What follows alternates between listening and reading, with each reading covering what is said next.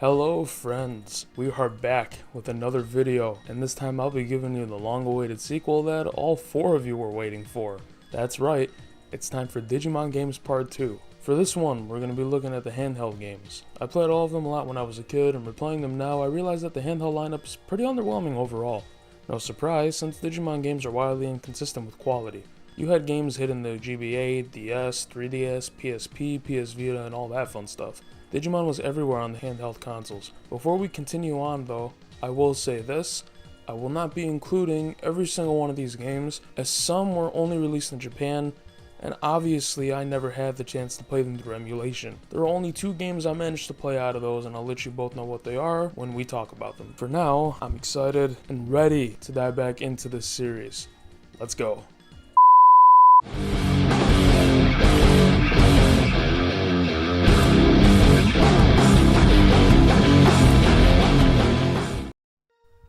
To start things off, we'll be going through the GBA games, and boy, are these strange to say the least. We'll start things off with Digimon Battle Spirit 1. This game is another fighting Digimon game made for the GBA, and is the debut of the franchise on this console. The game has you moving around in pretty sweet looking 2D environments where the objective is to beat up your opponent and collect the most points to win the battle. You have a few attacks and the ability to temporarily digivolve when you touch Calamon, which practically makes you invincible or hard to hit for a short period of time. Or I'm just terrible at the game, which honestly I kind of am. Speaking of terrible, this game is pretty terrible. Digimon Battle Spirit is a very strange take on the franchise, and it honestly isn't fun.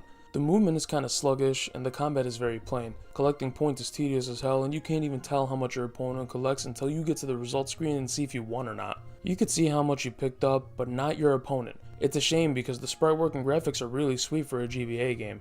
It's very colorful and cool, but unfortunately the game fails in all the other aspects. You have a total of 12 characters, 5 of them being hidden characters, 1 of them being one of the main characters in the show, Gabumon for some reason, 2 of them being Agumon variations for some reason, and Impmon and Lopmon. This game isn't good, and it isn't worth playing through and unlocking everything. It's mediocre at best. But the fun doesn't stop there, as the next game is a sequel. You love sequels, right? Digimon Battle Spirit 2 Electric Boogaloo is the same exact game, but this time with Season 4 characters. This game is mainly based around the Digimon Frontiers characters. Do I literally need to go any further than that to let you know that this game sucks too? The game's combat is mostly the same, but it's definitely a bit easier to handle. Quicker moves and better movement does make the game a bit more enjoyable than the first. But the game is a downgrade everywhere else. The visuals still look okay, but not as good. The roster's god fucking awful. It's all Season 4 characters, you're not going to be able to play with anyone else. Battle Spirit honestly laid a decent foundation, even if the game was mediocre. There was potential, but Battle Spirit 2 absolutely crushed it in a bad way. A shame, man. A damn shame. But, on to the next one. Our next stop on this adventure is Digimon Kart Racing. Digimon Kart Racing. I'm not even gonna lie to you, this is such a kick-ass idea. A Digimon Kart Racing game? Dude, hell yes. Digimon Kart Racing is honestly not that bad. I thought it was a clunky, goofy, but worth a play. Digimon Kart Racing is like other awesome kart racers like Super Circuit and Metro Kart. The game has a total of 15 tracks to play, but 4 are available right away while you can unlock the others. There's also 12 characters, but a total of 40 with all the Digivolutions. When I heard about Digivolution in this game, I got confused, because I wasn't sure how you'd implement that. But it was implemented pretty well. Running over digital spaces on the tracks allows you to digivolve and fill your meter to digivolve further and use special attacks. There's a new feature called car hopping where you can jump on other racers to slow them down as well. The game even has boss fights. It even had the GBA wireless adapter compatibility, so you can even play locally with friends. This game isn't perfect, it's clunky and tedious at times, but this was still fun, and I'd love to see another take on a Digimon kart racer in the future. This is a solid game, a much needed positive boost needed for the Digimon games on handheld after the failed abortions before this one. And that's the end of the GBA line of games. We are now on to the DS titles. We start off with Digimon World DS. We start off with the clear upgrade and difference to the games here on the DS. We literally have Digimon World 3 type games on the go. If you love Digimon World 3, you're gonna like these. While not as cool or as good, quite honestly, it's a fun playthrough regardless. It's your typical turn-based Digimon RPG title where you collect, raise, and upgrade a Digimon and build a dream team and kick some ass. This is also the game that introduces Digimon Farms, which is a great addition that allows you to raise, train, and store more Digimon effectively. It's a great addition that's super useful. The game's story isn't super great and it's pretty plain, but honestly the early half of the Digimon games weren't really crazy with the stories till later anyway. The game is fun. It can be a bit boring and tedious at times, but Digimon World DS lays a good foundation for what comes next in the DS line of games. The next stop on our list is Digimon World Dawn and Dusk. This takes what Digimon World DS did, but makes it even more exciting and fun. Gameplay is more of the same with slight improvements to the battling, and it's an improved story as well. Both games have different Digimon types. The same gameplay and some differences in the story, but no major changes. The visual in these games are fantastic as well. The game is so colorful and fun to look at, and the sprite work is pretty solid. I'm gonna gush over this game for a little bit. It's so damn fun. The story keeps you interested, the gameplay has gotten better, and you gotta strategize and really watch out because it gets challenging. These games really draw my attention a lot because it reminds me so much of World 3.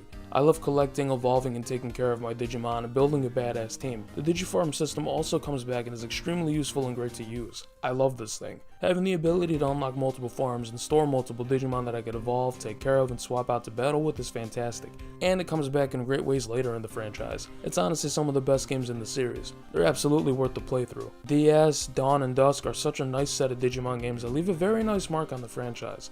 A solid set of RPGs that every Digimon fan needs to have a look at. We aren't done with the DS titles. We got one more stop with Digimon World Championship. This one is a bit controversial in the community, I feel like.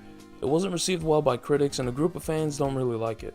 But honestly, it's one of my favorite Digimon games. Digimon World Championship is reminiscent of the old keychain games where you feed, clean up, train, and take care of your Digimon in a cage area. You can customize your cages with other areas, and putting them in certain ones is how you train them and evolve their stats. You can collect and hunt for Digimon and have an array of things to use. And it's pretty brutal, actually. Stun darts, sleep darts, strong rope to capture and yank them around till they get knocked out so you can pick them up. There's bombs, and then a rest warrant out for the player.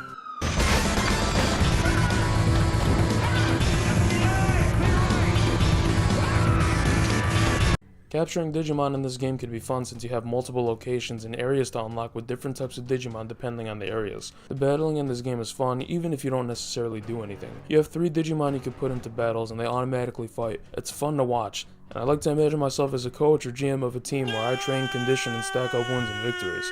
Winning certain battles unlocks medals, and gaining medals will raise your tamer level. And the more you level up, the more items, hunting areas, and the ability for Digivolutions, and tons more you can unlock. There's a lot to do, unlock, build, and train in this game. You train them for the championship matches and it's fun. The game can be a bit annoying or boring at times because at certain points your toughest Digimon do end up turning back into Digi-Eggs and you have to raise them all again. It can be quite time consuming, but the payoff is worth it. The game isn't perfect, it has its flaws, it does certain things wrong, and has a lot it could have improved on, but it certainly isn't a bad game. It's one of my favorite Digimon games and it doesn't deserve the hate that it got. I really love it. We're almost to the end of this adventure. We covered all the GBA and DS games that are playable in the Americas. There's a couple DS games that were released in Japan that I can't speak on unfortunately, as I mentioned earlier. These were really solid titles. The next few Digimon games I'm going to talk about break the rule of being games outside of the Americas, but I could actually speak on them since I played amazing fan translations of them. Final games on our stop for today are on the PSP and Vita. The 2 on PSP I played great fan translation patches I used for my PSP. The first of these games is this, Digimon World Re-Digitize. This right here is by far one of the best Digimon games ever created, and it's a shame it was never brought everywhere else in some way, shape, or form. Digimon World Re-Digitize is a reimagining of World 1. This has the same concept of taking care of, training, and evolving your Digimon, except it's made much easier. Training your Digimon in this game doesn't take up such a large portion of your game time compared to World 1, and you get new Digimon never seen in the original game. The story is much more serious and darker and fun to play through. You travel beautiful locations, recruit Digimon to the city like before, and build a great city filled with great and useful shops. It's Digimon World 1, but genuinely fantastic. It fixes so many things wrong with the original and makes the experience even more fun than the original, but definitely not as charming. I highly recommend you all play this. Use a PSP emulator, jailbreak it, or the Vita and get it on there. Do something. You need to play this one 100%. The next game that I didn't get extremely deep in, but we'll talk about because I played enough of, is Digimon Adventure for the PSP. This game was a nice treat. It's a game based on Digimon Adventure 1, character, story, and all. The game has a battle system similar to what we see in later games like Cyber Sleuth and Hacker's Memory. You also have side quests you can do and could swap the Season 1 Digimon out of your party and in. The game is pretty much like playing Season 1 on your PSP. This is also a very fun game that I enjoyed but unfortunately never got to finish or get extremely deep in because of technical issues with my Vita. This game has a fan translation like Re-Digitize, so I definitely recommend giving it a shot and patching it. The final game on this journey is Digimon World Next Order. I get this got released as a main console game as well, but it originally came out on the PS Vita, so we'll just include it here for now. Next order is another reimagining of World 1 with a newer take. We get another new story, but some of it has similarities to the original game. We also have 2 Digimon instead of 1, and I'm not even gonna lie, I don't like that idea at all. At first it was cool, but you gotta be extra careful with training. It can be very one-sided sometimes, where one will be evolved, but the other will be a rookie or baby because it faded away after some time. And then, when that one fades and hatches, you start training that one, but then the one that's already fully evolved will just go to a baby form. It's an endless cycle. It can be a bit tedious to keep it all at a balance. However, the game has beautiful environments to explore, and it's also awesome. It's a much more open and wide, and there's a lot to explore. The battling system isn't too bad either, but I honestly wasn't thrilled by it. They made some changes to it, but it wasn't as well done or touched up as Re-Digitize, and I thought the point system in this new battling system was really dumb. The game is weird for me because it does many cool things, but also has a decent amount of dumb things. It's not bad, but definitely disappointing, I'd say. Still, this is another game definitely worth playing, especially if you're a big fan of World 1 like I am. That's gonna bring us to the end of this Digimon Games video.